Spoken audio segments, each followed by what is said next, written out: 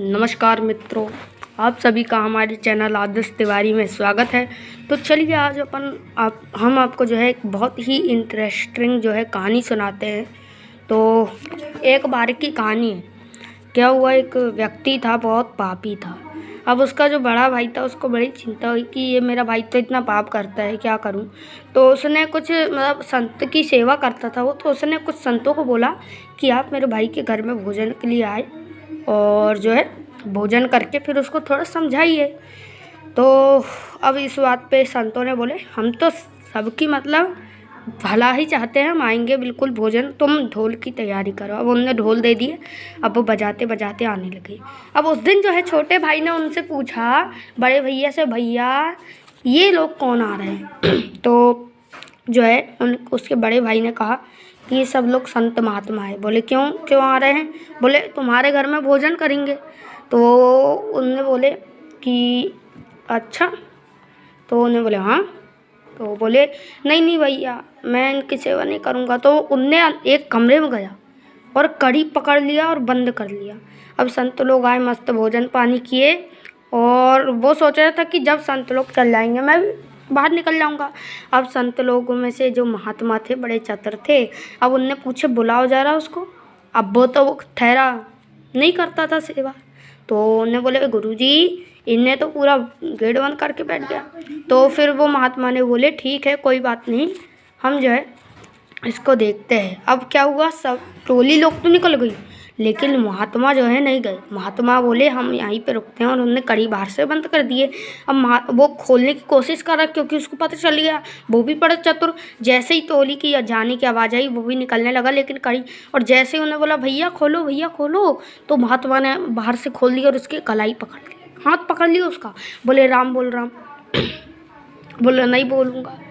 बोलता है कि नहीं, राम नहीं बोलूँगा। अच्छा चल मैंने क्या बोला बता अभी। तो उन्होंने बोला आपने जो बोला नहीं बोलूँगा।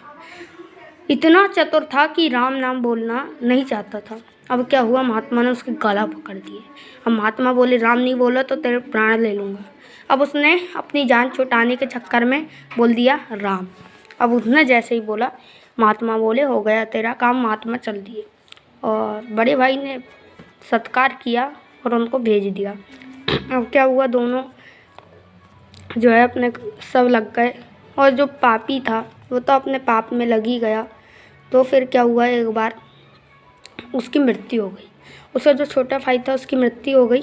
तो उसके छोटे भाई ने जो है वो यमराज आ गए और यमराज ने यमराज आके उसको जो है देखने लगे कि इनने तो बहुत पाप किया है, क्या किया जाए। अब देखे तो फिर खाता भी खोल के देख लेना चाहिए। तो यमराज ने खाता खोले, बोले इसने तो बहुत पाप किया है, इतने सारे पाप हैं इसके, इतने सारे पाप है क्या बताएं। अब पुण्य का खाता खुला तो सिर्फ एक पुण्य था कि बोले क्या, राम नाम लिया था।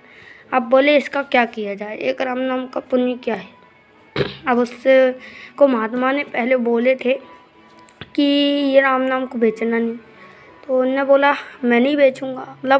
वो यमराज ने बोले कि तू इसके बदले में कुछ ले ले। तो उसने बोला कि नहीं बेचूंगा मैं। तो उसने जब बोला कि नहीं बेचूंगा तो उन्होंने बोले इसका मूल्य बताओ। उस इंसान ने बड़ा चतुर था, इसका मूल्य क्या है।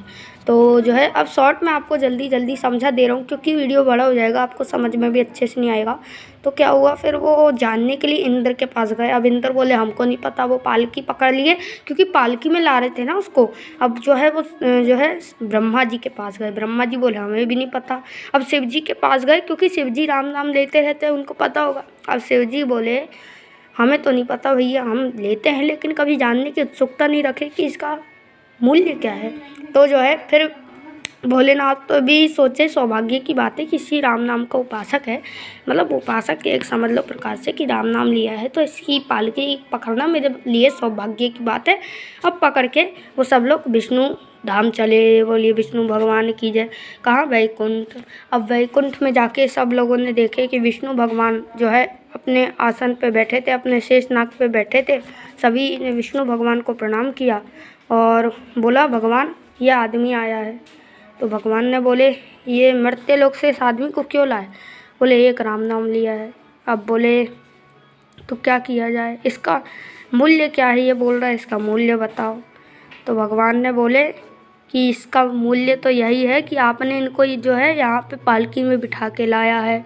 तो फिर जो है यमराज ने उसको भगवान के पास छोड़ दिया। तो आज की कथा बस इतना ही थी मित्रों आप सभी को सीताराम राधे श्याम। मिलते हैं अगले वीडियो में, तब तक के लिए जय हिंद, जय भारत, वंदे मातरम।